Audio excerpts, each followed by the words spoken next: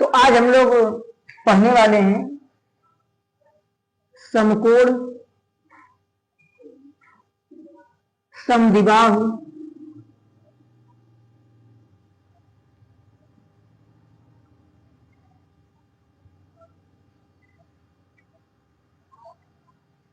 समकोण समद्विबाहु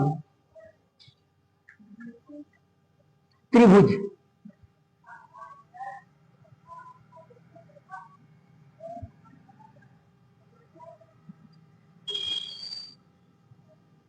ये भी एक त्रिभुज का प्रकार है। कभी कभी एसआई या कांस्टेबल के एग्जाम में इससे भी क्वेश्चन पुटअप कर लेता है, इससे भी क्वेश्चन पूछ लेता है।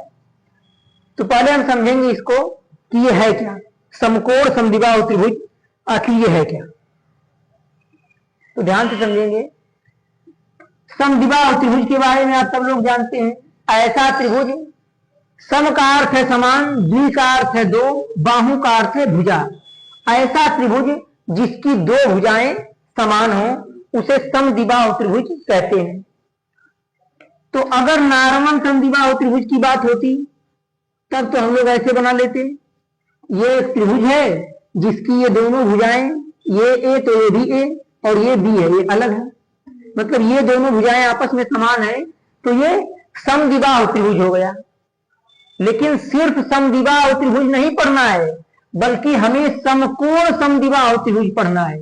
मतलब कि त्रिभुज की एक ऐसी कंडीशन जिसमें समद्विबाहु त्रिभुज भी हो और साथ ही साथ उसका एक कोण 90 अंश का भी हो, अर्थात उसका एक कोण समकोण भी होना चाहिए। इस स्पेशल केस को हमें स्टडी करना है। तो ध्यान से देखिए, अगर कोई समकोण त्रिभुज होगा तो पता है समकोण त्रिभुज में जो भुजाएं होती हैं वो लंब, कर्ण और आधार कहलाती हैं। समकोण त्रिभुज में, समकोण त्रिभुज तो ऐसे ही बनता है हम लोगों का।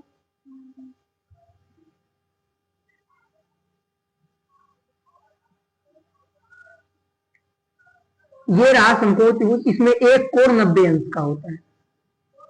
ये लंब होता है, ये आधार होता है और ये कर्ण होता है। इसका हम कुछ नाम दे देते हैं, इसका नाम PQR रख देते हैं हम लोग। ध्यान से समझेंगे। तो समकोण त्रिभुज में जो कर्ण होती है, क्या वो किसी भुजा के बराबर हो सकती है? नहीं, वो हमेशा बड़ी होगी।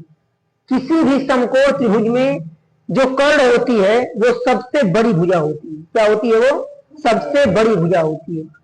तो अगर कर्ण है तो वो तो फिक्स रहेगा, लेकिन लंब और आधार आपस में बराबर हो सकते हैं। अगर किसी समकोण त्रिभुज में लंब और आधार आपस में बराबर हो गए तो वो समकोण त्रिभुज तो कहलाएगा ही, साथ ही साथ उसका एक और नाम पड़ जाता है जो है समकोण समद्विबाहु त्रिभुज। इसे हम समकोण समद्विबाहु त्रिभुज के नाम से भी जानते हैं। तो अगर ये समद्विबाहु त्रिभुज होगा तो इसकी दो भुजाएं समान होंगी। अब क्या ये और ये भुजा समान हो सकती है? नहीं। क्या ये और ये भुजा समान हो सकती है? नहीं, क्योंकि कर्ण जो है वो सबसे बड़ी भुजा होती है किसी भी समकोण त्रिभुज में। इसलिए ये भुजा तो सबसे बड़ी होगी और सबसे अलग होगी। यही दो भुजाएं आपस में समान हो सकती हैं अगर ये समकोण समद्विबाहु त्रिभुज होगा तब। तो अगर समद्विबाहु त्रिभुज है तो इसमें ये दो भुजाएं हम समान मान लेते हैं, ये भी ए और ये भी ए, और ये भुजा कुछ और होगी, इसका नाम हम बी रख देते हैं। ये कुछ और होगी भुजा, क्योंकि ये समकोण समद्विबाहु त्रिभुज है। समकोण है, एक कोण 90 अंश का है, समकोण हो गया। समद्विबाहु, दो भुजाएं आपस में समान है, समद्विबाहु हो गया। यही तो परिभाषा है समकोण समद्विबाहु त्रिभुज। समकोण समद्विबाहु त्रिभुज, समकोण 90 अंश का कोण, समकोण, दो भुजाएं समान तो समद्विबाहु। अब हम बात करते हैं इसके क्षेत्रफल की। किसकी बात करते हैं? इसके क्षेत्रफल की बात करते हैं। कि समकोण समद्विबाहु त्रिभुज का क्षेत्रफल क्या होगा। तो पहले आप हमें बताएंगे कि समकोण त्रिभुज का क्षेत्रफल क्या होता है। समकोण त्रिभुज का क्षेत्रफल, तो आप सभी को पता है कि समकोण त्रिभुज का क्षेत्रफल होता है 1/2 गुणे आधार गुणे ऊंचाई। 1/2 गुणे आधार गुणे ऊंचाई।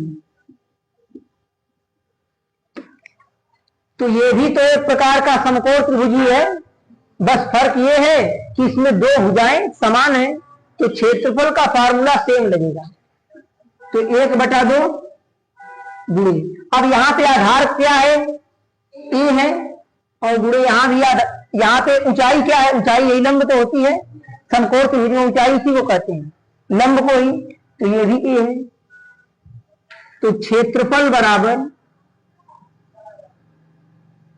1/2, ए गुणे ए का मान ए स्क्वायर होता है। इसे थोड़ा हम और सॉल्व करेंगे तो क्षेत्रफल बराबर ए स्क्वायर का एक में गुणा करेंगे तो ए स्क्वायर होगा अपान 2। ये फार्मूला क्या हो गया, प्रूफ हो गया। और ये फार्मूला कहां से निकला है, इसी फार्मूले से हमने इसको प्रूफ किया है। तो ये चीजें आपको पता होनी चाहिए। ये किस केस में फार्मूला है, जब समकोण समद्विबाहु त्रिभुज होगा तब। अब हम बात करते हैं इसके परिमाप की। तो परिमाप बराबर, परिमाप क्या होता है, हम सिंपल, हमने आपको एक बात बताया, किसी भी फिगर का परिमाप पूछा हो तो परिमाप का मतलब होता है क्षेत्रफल, मतलब ये अंदर का कितना एरिया कवर किया है, और जो ये भुजाएं बाहर के ऐसे मिली है, जो घेरा बना हुआ है, इस बाहर की भुजा का मान क्या है, इन सभी भुजाओं का योग क्या है, वही परिमाप कहलाता है। तो मैंने आपको एक बात बताया कि कोई भी फिगर हो, अगर उसका पेरीमीटर ज्ञात करना हो, अगर उसका परिमाप ज्ञात करना हो, तो सभी भुजाओं का योग क्या करना होता है, हमें सभी भुजाओं का योग, परिमाप का मान हमें ज्ञात हो जाता है। आइए देखते हैं। पहले हमें क्या करना होगा कि इस कर्ण का मान फाइंड करना होगा, तभी हम परिमाप तक पहुंच पाएंगे। तो कर्ण का मान कैसे निकलेगा, तो ये कौन त्रिभुज है, ये एक समकोण त्रिभुज है, तो इस पर हम पाइथागोरस का प्रमेय लगा सकते हैं। आइए पाइथागोरस का प्रमेय हम अप्लाई करते हैं। तो क्षेत्रफल आपने जान लिया कि ए स्क्वायर अपान 2 होता है। अब हम इस पर लगाएंगे पाइथागोरस का प्रमेय। आर में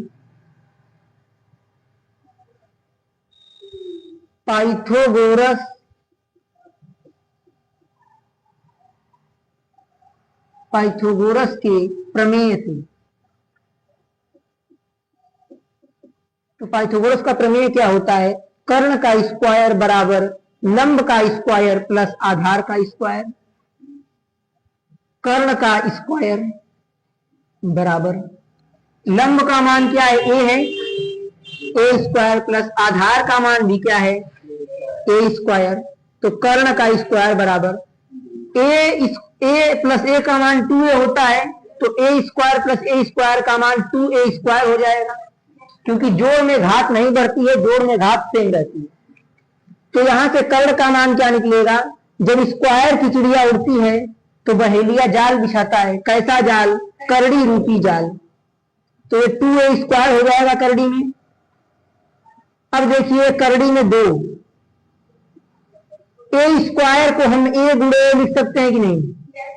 अब मैंने आपको बताया है कि जिसका जोड़ा बनता है वो करड़ी से बाहर निकल जाता है, और जिसका जोड़ा नहीं बनता है वो मान करड़ी के अंदर रहता है। तो देखिए ए का जोड़ा बन गया तो ये बाहर निकल जाएगा, और √2 कहां रह जाएगा, अंदर रह जाएगा। अब हमें यहां से कर्ण का मान मिल चुका है, तो हम परिमाप में देखिए कैसे कर्ण के मान को पुटअप करते हैं। तो चलिए, ये रहा आपका परिमाप। परिमाप बराबर पहली भुजा ए थी, दूसरी भुजा भी ए है, जो तीसरी भुजा बी है। ये बी क्या है, ये कर्ण ही तो है ना, इस कर्ण का मान कितना आया है? a√2, यानी a करड़ी में 2 आया है। तो जहां पर ये b है या फिर जहां पर ये कर्ण है वहां पर हम a करड़ी में 2 लिख सकते हैं। चलिए हम इसे हल करते हैं। परिमाप बराबर a + a 2a बराबर, इसमें भी a कॉमन है, इसमें भी a कॉमन है। यहाँ से a अगर आप कॉमन निकाल देते हैं, a कॉमन निकल गया है, क्या बचा? 2 बचा। ये तो कॉमन हो गया, यहाँ से ये कॉमन हो गया है, तो यहाँ क्या बचा? करड़ी में। ये हो जाएगा आपका परिमाप। ये परिमाप का फार्मूला हो गया। या फिर आप परिमाप का फार्मूला एक और तरीके से लिख सकते हैं, और करके एक और तरीके से आप परिमाप को लिख सकते हैं। परिमाप बराबर, परिमाप मतलब सभी भुजाओं का योग है। इस वाले भुजा का मान तो हम निकाल ही चुके हैं। कितना निकाले हैं? a√2 निकाले हैं। इस वाले भुजा का मान हम a√2 निकाल चुके हैं, इस वाले भुजा को।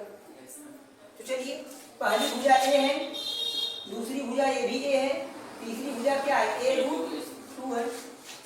तो परिमाप बराबर a + a 2a हो जाएगा और प्लस a√2 हो जाएगा। परिमाप बराबर, अब ध्यान से आप देखें, इस 2 को हम क्या लिख सकते हैं? करड़ी में 2 गुणे करड़ी में 2। हम बताए थे अगर कोई भी मान, अगर करड़ी में 3 गुणे करड़ी में 3 का मान पूछा जाए तो ये होगा 3। अगर करड़ी में 5 गुणे करड़ी में 5 का मान पूछा जाए तो ये होगा 5। क्योंकि जब करड़ी, कोई भी मान जो करड़ी में होता है, अगर उसका 2 बार गुणा होता है तो वो अपने मूल संख्या में आ जाता है।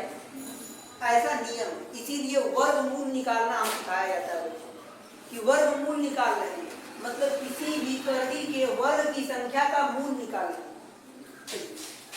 तो इस 2 को हम करड़ी में 2 गुणे करड़ी में 2 लिख सकते हैं। यहाँ पे a हो गया और प्लस a√2। अब यहाँ से देखिए, करड़ी में 2 कॉमन हो गया। परिमाप बराबर, देखिए पहली बात, इसमें पद कितने हैं? तो पदों की संख्या का निर्धारण प्लस या माइनस करते हैं। ये एक पद और ये दूसरा पद। इसमें भी करड़ी में 2 है, इसमें भी करड़ी में 2 है, इसमें भी a है, इसमें भी a है। जब पहले वाले परिमाप में हमने a कॉमन लिया था तो ये फार्मूला बना। अब इस बार हम इसे और डिस्क्राइब करके करड़ी में 2 कॉमन ले रहे हैं, तो देखिए कौन सा फार्मूला बनता है। करड़ी में 2 हमने कॉमन ले लिया तो क्या बचा यहाँ पे? और a भी तो कॉमन दिख रहा है दोनों में, तो a को भी हम कॉमन निकाल लेते हैं। तो यहाँ पे ये करड़ी में 2 कॉमन हो गया और ये a कॉमन हो गया, तो क्या बचा? करड़ी में 2 बचा, प्लस का चिन्ह। यहाँ से a कॉमन हो चुका है और करड़ी में 2 भी कॉमन हो चुका है। तो जहां से सब कुछ कॉमन निकल जाता है वहां पर 1 बचता है। क्या बचता है? 1। ये आपका नया फार्मूला बनके तैयार हो गया है परिमाप। किसी भी क्वेश्चन में आप दोनों में से कोई भी एक फार्मूला यूज ले सकते हैं, आंसर एकदम एग्जैक्ट सेम आएगा। क्योंकि हमने कुछ एक्स्ट्रा नहीं किया, बल्कि इस 2 को थोड़ा और माइंड से हमने इसको डाइवर्स किया है। करड़ी में 2 इंटू करड़ी में 2। ये फार्मूला भी सही है और ये फार्मूला आपसे